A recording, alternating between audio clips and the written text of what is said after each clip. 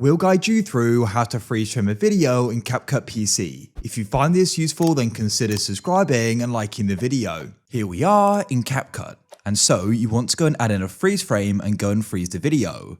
Maybe you want to go and focus on something, add in a voiceover, or there's another reason why. It doesn't matter, we're going to guide you through this step by step on how it can be done.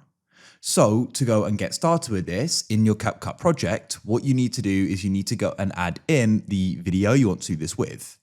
Now what you can do is go and play it back, and you need to go and find the exact point of where you want to go and have the freeze frame. And what you then need to do is go and pause the video, or you can just go and click, hold and drag with the cursor like this.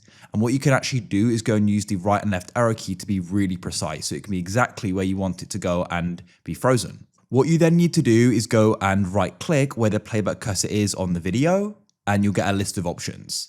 Now what we need to do here is go and find the option for edit just at the top here, as you can see, and then you can come over and you need to go and find the option for freeze.